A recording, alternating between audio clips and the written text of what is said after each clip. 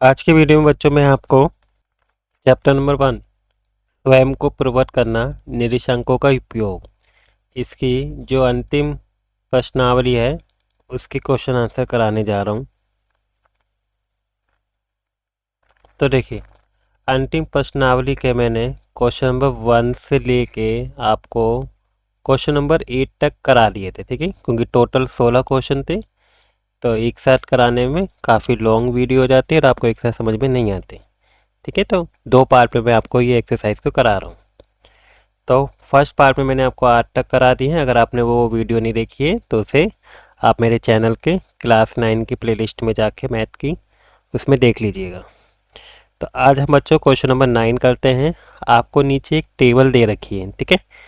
S M और T के निर्देशांकों को दिखाया गया, देखिए एस एम टी, ठीक है। अब आपको करना है प्रत्येक स्थिति में ये बताना है कि क्या एम रेखाखंड एस टी का मध्य बिंदु है, और अपने उत्तर को मतलब प्रूफ करके भी बताना है कि जैसे ये जो है एम, ये इन दोनों का मध्य बिंदु है या नहीं है, ठीक है। जिस सेकंड में इसका बताना है, ठीक है। तो देखिए, मध्य बिंदु बताने से पहले हमें पता होना चाहिए कि मध्य बिंदु होता क्या है। तो देखिए, मध्य बिंदु निकालने का फॉर्मूला क्या होता है। जैसे मतलब एक पॉइंट है एस, दूसरा है टी, इन दोनों के बीच का मध्य बिंदु निकालना है। तो हम क्या करते हैं, जो आपके एक्स के निर्देशांक होते हैं ना, इन दोनों को जोड़ देते हैं, ठीक है, और डिवाइड कर देते हैं 2 से। ऐसे ही y के निर्देशांक को जोड़ के उसको 2 से डिवाइड कर देते हैं। तो आपका मध्य बिंदु निकल जाता है। जैसे 2 लाइन है और इसके बीच का जो पॉइंट है ये आपका मध्य बिंदु कहलाता है, ठीक है। तो इस पॉइंट को हम इस सूत्र से निकालते हैं। अब जैसे यहाँ पे टेबल दी हुई है, जैसे हमें ये निकालना है, तो हम क्या करेंगे, -3 में +3 जोड़ेंगे तो आपका कितना हो जाएगा, 0 हो जाएगा। और 0/0 0 आ गया। तो देखिए एक्स तो मैच हो गया। फिर देखिए वाई में भी आपके 0 0 दे रखा है, तो ये भी ऑटोमेटिक क्या हो जाएगा, 0 हो जाएगा। तो देखिए इसका कारण मैंने यहाँ पे दिखाया हुआ है, -3 + 3 = 0 हो जाएगा, और डिवाइड करेंगे 2 से तो 0 होगा, ठीक है। और 0/0 आपका 0 हो जाएगा। तो मतलब ये सही है। तो ये इसका मध्य बिंदु है, ठीक है। सेकंड देखिए आपको ये है, इसे देखते हैं। यहाँ पे 2 दे रखा है, 2 में 4 जोड़ेंगे तो 6 हो जाएगा, ठीक है। 2 में 4 जोड़ा 6, और 2 से डिवाइड करेंगे तो आपका 3 आएगा। फिर 5 में 3 जोड़ेंगे आपका 8 हो जाएगा, और 8 को 2 से डिवाइड करेंगे तो 4 आएगा। तो देखिए जो इसके बराबर है, तो ये भी इसका मध्य बिंदु है। थर्ड है, 0 में 0 जोड़ेंगे तो आपका देखिए डिवाइड भी 2 से करेंगे तो 0 ही आएगा, ठीक है। एंड -10 में आप 0 जोड़ेंगे तो -10 होगा, और -10 को जब 2 किससे डिवाइड करेंगे आप, 2 से डिवाइड करेंगे तो आपका -5 आएगा, लेकिन यहाँ पे तो +5 दिया हुआ है। तो ये इसका निर्देशांक नहीं है, ठीक है, जो 0 और 5 के बराबर नहीं है। अब नेक्स्ट है आपका, देखिए -8 और 6 इसमें जोड़ेंगे तो मतलब माइनस हो जाएगा, तो माइनस का 2 आएगा, और माइनस का 2 को प्लस के 2 से डिवाइड करेंगे तो आपका आंसर कितना आएगा, -1 आ जाएगा, ठीक है, जो आपके इससे मैच नहीं हो रहा है। तो ये भी आपका क्या होगा, जब एक ही मैच नहीं हो रहा तो इसका मतलब ये मध्य बिंदु है ही नहीं है, ठीक है। अब बच्चों आपका नेक्स्ट है क्वेश्चन नंबर 10, कि आपने जो संबंध ज्ञात किया है ऊपर वाले क्वेश्चन में, उसका उपयोग करते हुए बी के निर्देशांक निकालने हैं आपको, ठीक है। यदि एम और ए ये है और बी के मध्य बिंदु के रूप में दर्शाया गया है, तो सिंपल है। देखिए 3 में -7 जोड़ेंगे तो आपका क्या आएगा, -4, और 2 से डिवाइड करेंगे तो आपको 2 आ जाएगा, ठीक है। तो देखिए हम इसी फॉर्मूले को यूज़ करेंगे। अब 3 है, 3 में किसको जोड़ेंगे हम, -7 को। देखिए अब लेकिन इसमें क्या है, इसमें एक चीज़ है कि यदि एम जो है ए और बी का मध्य बिंदु है, ये बच्चों ध्यान रखना है आपको, क्वेश्चन में पढ़ने में थोड़ी मिस्टेक हो गई थी। हमें क्या दिया हुआ है, ए और बी। देखिए मैं आपको समझाता हूँ, ये ए है, ठीक है, और ये बी है, और हमें मध्य बिंदु दिया हुआ है एम, -7 और 1, ठीक है। और ए के निर्देशांक हमें दे रखे हैं 3 और -4, ठीक है। और बी के हमें दे रखे हैं कितने, एक्स और वाई, मतलब इसके। तो हमें दूसरे कोऑर्डिनेट के निर्देशांक निकालने हैं। तो इसके भी बच्चों हम जो मध्य बिंदु वाला फॉर्मूला है उसका ही यूज़ करेंगे। देखिए ए के निर्देशांक ये हो गए, जो x1 y1 होगा, ठीक है। बी के निर्देशांक x2 y2 है जो हमें xy दिया हुआ है, और मध्य बिंदु क्या है आपका -7 और 1 है। ठीक है, x हम लिख सकते हैं मध्य बिंदु को। अब जैसे x निर्देशांक है तो x निर्देशांक के लिए हम क्या करेंगे, आपको मध्य बिंदु दिया हुआ -7, ठीक है, x तो दिया हुआ है।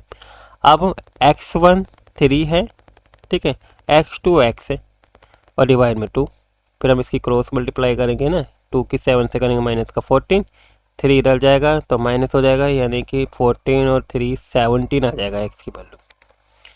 अब y के लिए क्या करेंगे, y के लिए भी सेम रहेगा, -4 में हम क्या करेंगे प्लस के y को जोड़ेंगे, डिवाइड करेंगे 2 से, y की कोऑर्डिनेट हमें 1 दिया हुआ है, 2 की 1 से मल्टीप्लाई करेंगे तो 2 आ जाएगा, और -4 प्लस वाई इक्वल टू कितना होगा 2 होगा, माइनस का 4 इधर जाएगा तो प्लस हो जाएगा, और कितना आ गया आपका 6 आ जाएगा।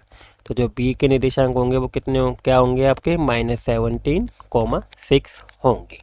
ठीक है। अब बच्चों क्वेश्चन नंबर 11 करते हैं। मान लेते हैं कि रेखाखंड ए बी के त्रिविभाजन बिंदु हैं P और Q है, देखिए है ना, और P A के निकट है जबकि Q B के निकट है। किसी रेखाखंड के मध्य बिंदु के निर्देशांक को ज्ञात करने से आप अपने ज्ञान का उपयोग करते हुए आपको P और Q के निर्देशांक निकालने हैं। ठीक है, और इस विधि का उपयोग कीजिए जब आप बिंदु A के निर्देशांक आपको दे रखे हैं, ठीक है, और B के दे रखे हैं। देखिए बच्चों, पहले मैं आपको डायग्राम के थ्रू समझाता हूँ। देखिए ये आपका मैंने डायग्राम बनाता हूँ, ये आपका A बोला गया है, ठीक है, ये आपका B बोला गया है, P Q बिंदु बोले गए हैं। P जो है, जो P है वो A के पास में, देखिए मतलब यहाँ पे है A के पास में, तो ये P हो गया, और जो Q है वो B के पास में, यानी कि Q यहाँ पर है। ठीक है, A और B के निर्देशांक दे रखे, हमें इन दोनों के निकालने हैं। ठीक है, तो बच्चों इसको निकालने के लिए हम एक और फॉर्मूले का यूज़ करेंगे जो आपका क्या कहलाता है, अनुपात वाला फॉर्मूला कहलाता है, विभाजन वाला फॉर्मूला भी कह सकते हैं। ठीक है, अब जो हम इस लाइन को डिवाइड करेंगे A, ठीक है, B, P, ठीक है, और नेक्स्ट हो जाएगा Q। सबसे पहले हम जैसे बिंदु P के लिए निकालते हैं तो इसको हम डिवाइड करेंगे रेशियो के हिसाब से। जैसे मान लो एक पार्ट तो ये हो गया बिंदु P के लिए, ठीक है, और दूसरा पार्ट यहाँ से लेके यहाँ तक का हो जाएगा, जो कितने पार्ट हैं 2। तो इस वाले पार्ट को बच्चों बोलते हैं M1 और इस वाले को क्या बोलते हैं हम M2। अब ये कितना पार्ट है, 1 पार्ट है तो M1 की वैल्यू 1 होगी, और यहाँ पे कितने पार्ट हैं, ये 2 हैं, तो M2 की वैल्यू 2 हो जाएगी। ठीक है, आप देखिए हमारा जो अनुपात हो जाएगा वो क्या हो जाएगा 1:2 हो जाएगा। ठीक है, अब इसका यूज़ करते हुए हम क्या करते हैं, सबसे पहले P के निर्देशांक निकालते हैं। तो यहाँ पे लिख लेंगे P के लिए, ठीक है, बिंदु P के लिए, ठीक है, हम ये लिख लेंगे। ठीक है, मैं यहाँ पे लिख लेता हूँ P। अब P के लिए जो बच्चों निर्देशांक होंगे, देखिए ये वाले A और B ले लेंगे, और रेशियो आपका क्या हो जाएगा 1:2 हो जाएगा। ठीक है, तो यहाँ पे हम क्या करेंगे, x फॉर्मूला लगता है आपका, देखिए मैं आपको फॉर्मूला बता देता हूँ। जब आपका अनुपात दिया हो तो उसमें फॉर्मूला लगता है M1 x2 plus M2 x1, ठीक है, और अपॉन में M1 प्लस M2। इसी तरीके से देखिए y के लिए करते हैं। जब y के लिए करेंगे आपका, तो y के लिए क्या हो जाएगा आपका M1 y2, ठीक है, प्लस M2 M2 हो जाएगा प्लस मतलब M2 y1, ठीक है, और अपॉन में M1 plus M2। M1 M2 क्या बच्चों आपका रेशियो है, इसमें P के लिए आपका रेशियो कितना हो गया है 1:2। ठीक है, हम इस रेशियो को यूज़ करेंगे, यानी कि M1 की वैल्यू 1 रखेंगे और M2 की वैल्यू 2 रखेंगे। तो हम निकालते हैं x के लिए, M1 1, अब x2, अब देखिए x2 कितना दिया हुआ है, इसके निर्देशांक B के निर्देशांक यानी कि 16 है x2। ठीक है, तो यहाँ इंटू 16 लिखेंगे, प्लस M2 आपका कितना हो जाएगा 2 हो गया, ठीक है। अब इसके बाद हो जाएगा x1। x1 कितना दिया हुआ है आपके ए के निर्देशांक यानी कि 4, ठीक है। अब इसे m1 m2 करेंगे प्लस में, तो यानी कि 1 + 2 हो जाएगा आपका। तो आप इसे सॉल्व करेंगे तो 16 + 2 और 4 कितना हो जाएगा 8, और डिवाइड में आपका 3। इसे ऐड करिए तो आपका 24 आ जाएगा, और 24 को 3 से कट करेंगे तो आपका आंसर कितना आ जाएगा बच्चों 8 आंसर आ जाएगा x के। इसी तरीके से y के निकालेंगे तो m1 तो 1 हो जाएगा। अब y2 लिखते हैं, तो देखिए y2 कितना दिया हुआ है आपका -2 और y1 है 7। तो देखिए 1 की मल्टीप्लाई करेंगे 2 से, प्लस फिर 2 की मल्टीप्लाई करेंगे किससे 7 से, फिर हम क्या करेंगे 1 + 2, ठीक है। अब y = हो जाएगा 2 की 1 से मल्टीप्लाई करेंगे -2, 2 की 7 से करेंगे 14, ठीक है, और डिवाइड में 3। अब इसमें से माइनस करेंगे तो 12 आ जाएगा, और 12 डिवाइड में 3, और जब इसे कट करेंगे तो आपका 4 आ जाएगा। तो जो p के कोऑर्डिनेट आ गए ना आपके, मतलब निर्देशांक आ गए, वो क्या आ गए x की 1 8 आ जाएगा, और ये 4, ये आपके p के निर्देशांक आ जाएंगे, ठीक है। अब इसी तरीके से बच्चों हम q के निकालते हैं, ठीक है। तो देखिए q के लिए क्या हो जाएगा आपके, इसके लिए यहाँ पे रेशियो पहले 2 हो जाएगा यहाँ तक का, ठीक है, और ये 1, तो ये 2:1 में डिवाइड हो जाएगा, ठीक है।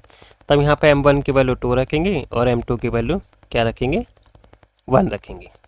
तो देखिए इसके लिए करते हैं हम x m1 2 हो जाएगा इंटू आपका क्या आ जाएगा x2 16 हो जाएगा, ठीक है, प्लस 1 इंटू में 4 अपॉन में 2 + 1, ठीक है।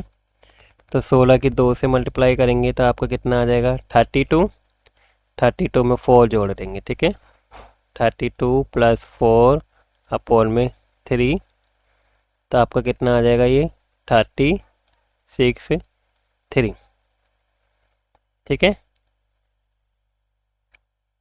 इसे कट करेंगे तो आपका कितना आ गया 12 आ गया। अब हम y के निकालते हैं, तो देखिए y के लिए हम क्या करेंगे 2 इंटू कर देंगे आपका y2 कितना है -2 प्लस 1 इंटू करेंगे 7 से, ठीक है, और अपॉन में 2 + 1 लिखेंगे। तो आपके y की वैल्यू कितनी हो जाएगी 2 की -2 की इससे करेंगे तो -4 आ जाएगा, प्लस 7 अपॉन में 3, और 7 में से 4 जाएगा तो बच्चों कितना आ जाएगा आपका 3 आ जाएगा, और 3 को 3 से करेंगे तो आपका 1 आ गया, ठीक है। तो y के कोऑर्डिनेट आपके 1 हो जाएंगे। तो जो आपके q के निर्देशांक हो जाएंगे बच्चों वो आपके क्या आ जाएंगे 12, 1 आंसर आ जाएगा। तो इस तरीके से बच्चों हम इसे सॉल्व कर लेंगे, ठीक है बच्चों। वीडियो को पॉज करके आप इसे नोट डाउन कर लीजिएगा, ठीक है। अब हम बच्चों नेक्स्ट क्वेश्चन को देखते हैं।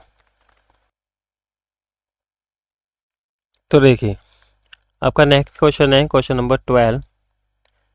क्वेश्चन नंबर 12 में दिया गया कि दिए गए बिंदुओं ए, बी और सी, ये 3 बिंदु दे रखे हैं। इसके लिए प्रदर्शित कीजिए कि वो एक वृत्त के पर स्थित हैं, ये तीनों बिंदु, मतलब के पर स्थित जिसका केंद्र इतना है, और वृत्त के की त्रिज्या आपको ज्ञात करनी है, ठीक है। तो देखिए बच्चों हम इसे कैसे करेंगे तो मैं आपको दिखाता हूँ।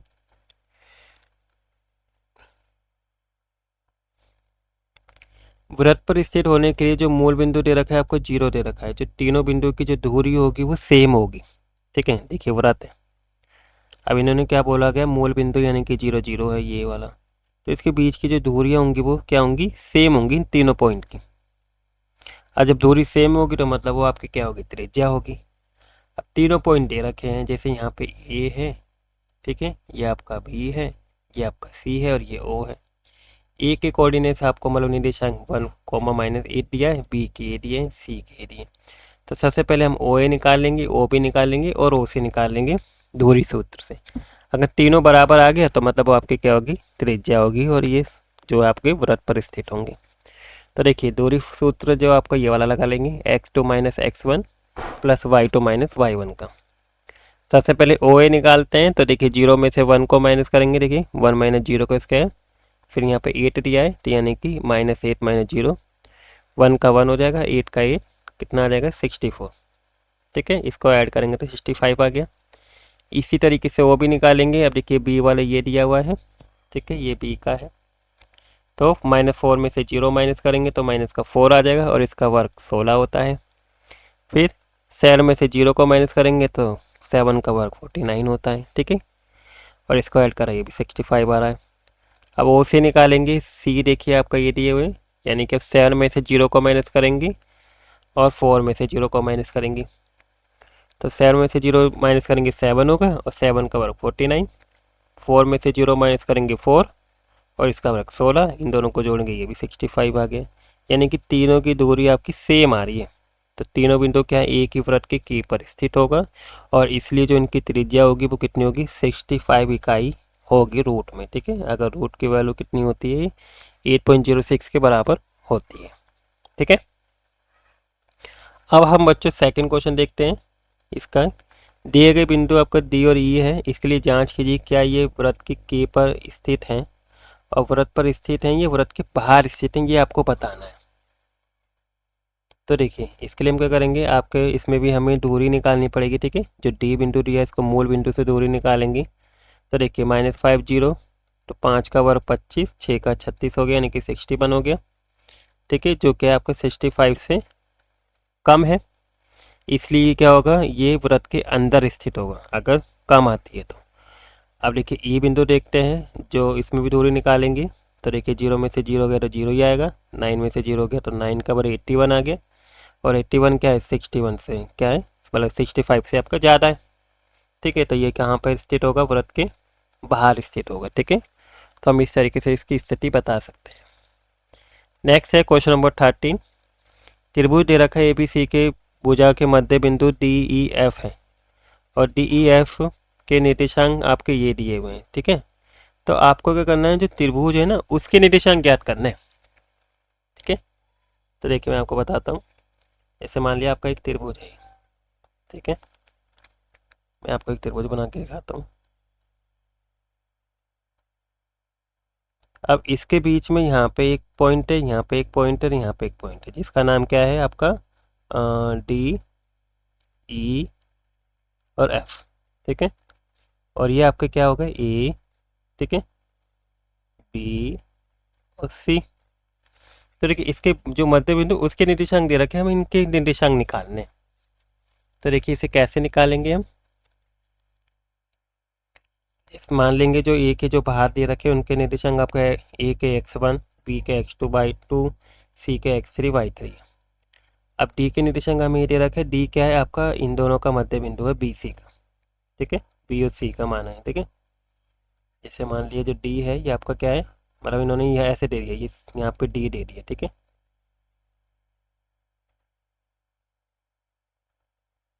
ये आपका डी हो गया। ठीक है, जो बी सी का मध्य बिंदु है, और ई क्या है, ए सी का मध्य बिंदु है। ई जो है ए सी का मध्य बिंदु, देखिए ये रहा, है ना, और जो एफ है वो ए बी का मध्य बिंदु है, यानी कि जो ये आपका पॉइंट हो जाएगा ना, ये आपका क्या होगा, एफ होगा। ठीक है, इसका नाम आप क्या होगा, एफ होगा। ठीक है, एफ लिख लिया, मैं से क्लीन करता हूँ, फिर साफ से लिख देता हूँ। ठीक है, ताकि आपको बोलना लगे।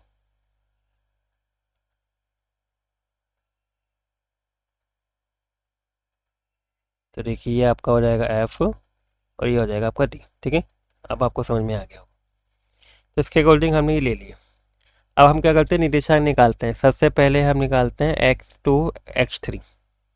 ठीक है, बी सी वाली इसकी। ठीक है, x2 + x3, y2 + y3 की वैल्यू आपको 5 दी हुई है। हम क्या करेंगे, इसे मल्टीप्लाई करेंगे, 10 हो जाएगा, यानी कि x2 + x3 की वैल्यू 10 आ गई। फिर हम नेक्स्ट के लिए निकालते हैं ई के लिए। ई क्या, ए सी का है, यानी कि x1 + x3/2 हो जाएगा, और कितना दिया हुआ है, 6 दिया है। ठीक है, इसकी से मल्टीप्लाई करेंगे 12 आ जाएगा, यानी कि x1 + x3 आपका 12 आ गया। थर्ड निकालेंगे एफ के लिए। एफ देखिए किसका मध्य बिंदु है, ए बी। तो देखिए यानी कि x1 + x2 हो जाएगा, ये /2, तो इक्वल टू 0 हो जाएगा, क्योंकि हम इसका मध्य बिंदु 0 दिए हुए हैं। अब क्या है, इसको इससे मल्टीप्लाई करेंगे 0 हो जाएगा, यानी कि x1 प्लस x2 की वैल्यू 0 आ गई। ये 3 इक्वेशन बन गई। तीनों इक्वेशन को क्या करेंगे, जोड़ेंगे। तो देखिए जब इसे जोड़ेंगे x1 x, ठीक है, तो x1 2x1 हो जाएंगे, x2 भी 2x2 हो गए, और x3 यानी कि 2x1 प्लस x2 हो जाएंगे। नंबर्स को जोड़ेंगे तो 10 12 और 0 यानी कि 22 हो गया। 2 को 22 से डिवाइड करेंगे तो आपका 11 आ जाएगा, यानी कि x1 प्लस x3 की वैल्यू कितनी आ गई, 11 आ गई। अब हम क्या करेंगे, चार में से समीकरण जो चार बनी है इसमें से हम क्या करेंगे, एक घटाने पर, ठीक है। कैसे घटाएंगे, जैसे मान लो इसमें से घटाएंगे तो आपका x1 की वैल्यू जो होगी, देखिए यहाँ पे क्या दिया हुआ है, x2 प्लस x3 दिया है ना, तो हम क्या करेंगे, x2 प्लस x3 की वैल्यू यहाँ पे 10 रख देंगे, ठीक है। तो वही किया गया, देखिए जब x1 प्लस 10 बराबर 11, ये इधर चला जाएगा तो x1 की वैल्यू कितनी हो जाएगी, 11 माइनस 10, ठीक है। तो इस तरीके से ये x1 निकाला गया। ऐसे x2 निकालेंगे, ठीक है।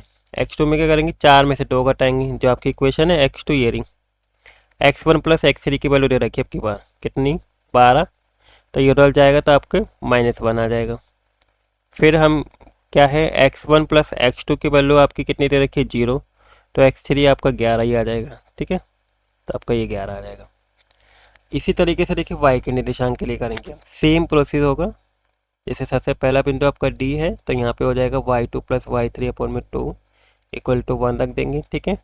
इसके मध्य बिंदु का निर्देशांक क्रॉस मल्टीप्लाई करेंगे 2 आ जाएगा, यानी कि y2 plus y3 equal to 2। फिर y1 प्लस y3 अपॉन में 2 5 हो जाएगा दूसरे के लिए, ठीक है। इसकी इससे मल्टीप्लाई करेंगे तो आपका y1 plus y3 equal to 10 आ जाएगा। फिर थर्ड हो जाएगा y1 प्लस y2 अपॉन में 2, इसकी इससे मल्टीप्लाई करेंगे तो आपका ये आ जाएगा। फिर तीनों को जोड़ देंगे, जो आपकी इक्वेशन है इन तीनों को जोड़ेंगे तो 2y1 plus y2 plus y3, इन्हें जोड़ेंगे तो 18, और 2 को 18 से डिवाइड करेंगे तो 9 आ जाएगा, ठीक है। अब हम क्या करेंगे, फर्स्ट वाली इक्वेशन जैसे y2 प्लस y3 की वैल्यू कितनी है, 2 है, तो हम इसमें क्या करेंगे, 2 रख देंगे, और y1 निकालेंगे 9 में से 2 को माइनस करेंगे तो आपका 7 आ जाएगा। सेकंड में y1 प्लस y3 की वैल्यू 10 दे रखी है, y1 प्लस y3 की वैल्यू 10 है, तो y2 निकालेंगे तो 10 उधर जाएगा तो -1 आ जाएगा, ठीक है। इसके बाद y3 निकालेंगे तो आपका क्या हो जाएगा, देखिए y1 प्लस y2 की वैल्यू 6 है, तो इसकी वैल्यू 6 है। y3 निकालने के लिए 9 में से 6 को माइनस करेंगे तो आपका 3 आ जाएगा, ठीक है। तो आपके ये निर्देशांक आ जाएंगे, ABC के निर्देशांक ये होंगे, ठीक है। नेक्स्ट है बच्चों क्वेश्चन नंबर 14, ठीक है। 14 क्वेश्चन है कि एक शहर की दो मुख्य सड़कें हैं जो एक दूसरे को शहर के केंद्र पर प्रतिच्छेद करती है, ठीक है। और ये दो सड़कें उत्तर दक्षिण पूर्व पश्चिम दिशा के अनुदिश हैं। शहर के अन्य सभी गलियां भी इन्हीं सड़कों की समांतर बनी हुई हैं और एक दूसरे से 200 मीटर की दूरी पर स्थित हैं। अब प्रत्येक दिशा में 10 गलियां हैं, तो 1 सेंटीमीटर बराबर 2 सेंट 20 मतलब 200 मीटर लेना है। पैमाने का उपयोग करते हुए अपनी अभ्यास पुस्तिका में आपको शहर का एक प्रतिरूप बनाना है, ठीक है, और सड़कों को एकल रेखा के द्वारा दिखाना है। तो देखिए हम इसे कैसे करेंगे। तो देखिए सबसे पहले हमें दिया है, जैसे जैसे बोला हम वैसे वैसे करते हैं, ठीक है। आपको बोला गया है कि जो दोनों सड़कें एक दूसरे को काटती हैं, ठीक है। अगर तो देखिए जो दो सड़कें एक दूसरे को काटती हैं तो मतलब इस तरीके से सड़कें हैं, ठीक है। एक सड़क ऐसे, एक सड़क ऐसे, और दोनों कहाँ पे काटती है, मूल बिंदु पे काटती हैं, यानी कि 0 0 है, ठीक है। अब ये सड़क उत्तर दक्षिण और पूर्व पश्चिम दिशा के अनुदिश बनी हुई है, ठीक है, मतलब इस तरीके से बनी है। जैसे ये आपका उत्तर दक्षिण हो गया, पूर्व पश्चिम हो गई दिशाएं, ठीक है। यहाँ पे आप दिशा के नाम लिख लेंगे। नेक्स्ट, शहर के अन्य सभी गलियाँ इन्हीं सड़कों के समांतर बनी हुई है, मतलब और भी गलियाँ बनी हुई हैं जो ऐसे बनी हुई, इनके समांतर ऐसे, ठीक है। दूसरी सड़क ऐसे हो गई। तो देखिए जब दो सड़कें एक दूसरे को प्रतिच्छेद करें तो एक सड़क ये होगी, एक ही होगी, ठीक है। इसके बाद जो ये सड़कें हैं देखिए एक दूसरे के केंद्र पर प्रतिच्छेद करती हैं, और ये उत्तर दिशा, उत्तर और दक्षिण दिशा और पूरब, तो देखिए ये उत्तर और ये दक्षिण, ठीक है, ये पूरब और ये आपका पश्चिम, यहाँ लिख लेंगे आप, ठीक है। पूरा पूरा मैंने शॉर्ट में लिख दिया, ठीक है। ये वाइन लिखा है, पूरा लिखा है, ठीक है, यहाँ लिख देता हूँ पूरा, ठीक है। इसके बाद आगे क्या बोला गया है कि ये जो है अन्य सभी गलियाँ इन्हीं सड़कों के समांतर बनी हुई हैं। और भी गलियाँ जो इसके समांतर बनी हुई है इस तरीके से, एक ये हो गई, ठीक है। अन्य गली इसकी समांतर बनी हुई है,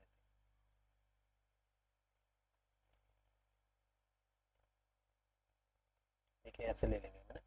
आप इसके फिर से बनाइएगा, मैं रफली बना रहा हूँ, ठीक है। तो बाकी देखिए वो वाई एक्सिस पे ऐसे समांतर हो जाएगी, वाई एक्सिस इस तरीके से गलियाँ बनी हुई हैं, ठीक है। जैसे मैंने यहाँ बना दी ऐसे यहाँ बना देंगे, इक्वल इक्वल डिस्टेंस लेके बनाइएगा, ठीक है।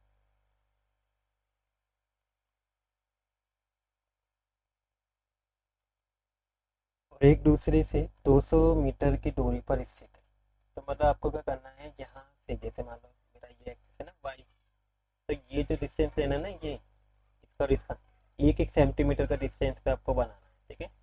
1 2 3 ऐसे करके मैंने बोला ना, 1 सेंटीमीटर को 200 मीटर के बराबर ले सकते हैं। तो अब प्रत्येक दिशा में 10 गलियाँ बनानी है आपको, मतलब मैंने बनाई है ना, कम बनाई है, आप इसी तरह से 10 बनाइएगा, ठीक है। तो आपका ये डायग्राम क्या हो जाएगा, पूरा बन के तैयार हो जाएगा, ठीक है। आप प्रदर्शन में गलियों के प्रतिच्छेदन है, प्रत्येक गली प्रतिच्छेदन 2 गली द्वारा बना है, ठीक है। तो ये देखिए हर गली देखिए एक दूसरे को काट रही है, और 2 गली से बनी है गली, ये एक ये एक ये एक, ठीक है। इनका प्रतिच्छेदन 2 गली से हो रहा है, जिसमें एक गली उत्तर दक्षिण दिशा और दूसरी गली पूर्व पश्चिम दिशा की जा रही है, ठीक है।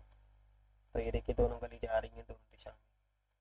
अब प्रत्येक गली प्रतिच्छेदन की व्याख्या निम्नलिखित रूप से कीजिए। यदि उत्तर दक्षिण दिशा में जाने वाली जो दूसरी गली है और पूर्व पश्चिम दिशा में जाने वाली पांचवी गली, देखिए दूसरी गली और ये पांचवी गली इस स्थान पर प्रतिच्छेद करती है, तो हम इस गली को प्रतिच्छेदन को 2/5 कहेंगे। इस पद्धति का यूज करते हुए आपको ये ज्ञात करना है कि गली को कितने प्रतिच्छेदन को 4/3 मतलब 4,3 के रूप में व्यक्त किया जाएगा, कौन सी गली कितने में काट रही है। तो देखिए इसी के अकॉर्डिंग बन जाएगा ये, जैसा आपको बता रखा है ना यहाँ पे कि जो दूसरी गली है वो क्या है, पांचवी गली को काट रही है, तो 2 और 5 हो गए। ऐसी चौथी गली आपको यहाँ पे क्या लिखेंगे इसके आंसर में कि चौथी गली क्या होगी, तीसरी गली को काटती होगी। तो चौथी गली है ना, उत्तर दक्षिण दिशा में चौथी गली, देखिए अब मैं बताता हूँ आपको क्या लिखेंगे आप आंसर में, आपका इसी से आंसर बन जाएगा। देखिए यहाँ पे उत्तर दक्षिण दिशा में जाने वाली, या दूसरी की जगह लिखेंगे चौथी गली, और पूर्व पश्चिम दिशा में जाने वाली पांचवी की जगह लिख देंगे कौन सी गली, तीसरी गली, ठीक है। एक दूसरे पर प्रतिच्छेद करती है, ठीक है। अब नेक्स्ट है सेकंड वाला, 3 और 4, तो यहाँ पे क्या करेंगे 4 की जगह पे 3 लिख देंगे, ठीक है। जो तीसरी गली होगी वो क्या करेगी, चौथी गली को प्रतिच्छेद करेगी, ठीक है। तो इस तरीके से इन दोनों को कर लेंगे। अब नेक्स्ट है क्वेश्चन नंबर 5। एक कंप्यूटर ग्राफिक चित्र का कार्यक्रम में एक आयताकार क्या है स्क्रीन पर छवियों को दिखाता है, जिसके निर्देशांक पद्धति का एक मूल बिंदु नीचे बाएं कोने में बना हुआ है। दृष्टिपटल की चौड़ाई और ऊंचाई कितनी दे रखी है, मतलब 800 और 600 पिक्सल दे रखी है उसकी पूरी चौड़ाई और ऊंचाई। अब 80 पिक्सल त्रिज्या वाला एक वृत्ताकार बना हुआ है इसमें, इसका बिंदु ए जो है 100 और 150 के केंद्रित बनाया गया है बीच में। 100 पिक्सल त्रिज्या वाला एक अन्य वृत्ताकार है जो बी बनाया गया है, ठीक है। इसके निर्देशांक आपको इतने दे रखे हैं। अब हमें ये पता लगाना है कि किसी भी वृत्त का कोई भी भाग दृष्टिपटल स्क्रीन से बाहर स्थित है या नहीं है। तो देखिए इसके लिए हम क्या करेंगे, देखिए मैंने यहाँ पे दिखाया हुआ है ये रहा, अगर आप देखेंगे तो देखिए ये रहा, इसमें क्या है, आप इंग्लिश में लिखा हुआ है, कोई बात नहीं है ना, आप इसे हिंदी में समझ सकते हैं, बस आपको क्या है पॉइंट्स ध्यान रखना, ठीक है। जैसे आपको दिया है ये रहा, पहले क्वेश्चन देखते हैं। आपको 800 और 600 पिक्सल की है, तो देखिए ये आपकी हो गई 800 तक, ठीक है। 800 और 600 पिक्सल की इमेज होगी, ठीक है। ये ये आपकी 800 पिक्सल है और ये आपकी 600 पिक्सल है, ठीक है। अब इस पे दो बिंदु दिखाए गए हैं, ए है 100 और 150। तो देखिए यहाँ से 100 और इधर वाई एक्सिस पे 150, तो ये बिंदु आ गया, यहाँ से सर्कल बनाया गया है। ठीक है, ये आपके सर्कल किसके इसके अंदर है। दूसरा है आपका 250 और 230। तो देखिए यहाँ से 250 जाएंगे और यहाँ से 230, तो दूसरा सर्कल आपका ये होगा वृत्त। ठीक है, तो ये इसके अंदर आ गया ना। तो दोनों जो वृत्त है वो कोई भी भाग दृष्टिपटल से बाहर स्थित है या नहीं है, ये आपको बताना। देखिए कोई सा भी है जो दृष्टिपटल से बाहर स्थित नहीं है, देखिए आपको चित्र में देखने को भी मिलता है। ठीक है, दोनों ही क्या है आपके इसके अंदर है। ठीक है, इस पिक्सल के इस इमेज के दृष्टिपटल के अंदर है दोनों। देखिए ये वृत्त भी अंदर है और ये भी, तो आप आंसर में ये लिख देंगे कि दोनों ही क्या है दृष्टिपटल के अंदर। ठीक है, अब नेक्स्ट क्या, दोनों वृत्त एक दूसरे को प्रतिच्छेद करते हैं, ये बताना है।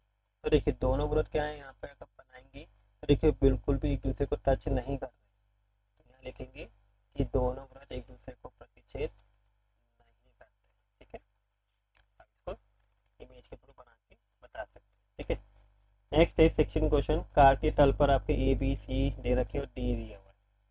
अब ए बी सी एक वर्ग है, आपको बताना है क्या ये वर्ग है। तो आपको बताना है क्या ये वर्ग है या नहीं है। ठीक है, और इसको एक्सप्लेन भी करना है ऐसा क्यों, और साथ ही इस वर्ग का क्षेत्रफल भी आपको निकालना है। तो देखिए हम इसे कैसे करेंगे।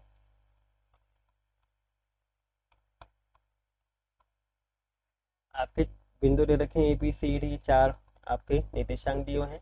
सबसे पहले हम ए बी की लंबाई निकालेंगे दूरी सूत्र से, यानी कि 1 में से 2 को माइनस करेंगे। ठीक है, -1 में से 2 को माइनस करेंगे, -3 आ जाएगा, और 3 का वर्ग कितना हो गया 9, और 2 में से 1 माइनस करेंगे तो आपका 1 हो जाएगा, और 1 का वर्ग हो जाएगा 1, यानी कि 9 + 1 आपका 10 हो जाएगा। इसी तरीके से बी सी की लंबाई निकालेंगे, तो -2 से -1 करेंगे और प्लस -1 -2, तो आपका कितना हो जाएगा -1 आ जाएगा। ये सॉल्व करेंगे और ये -3 सॉल्व करा, ये भी √10 आ गया।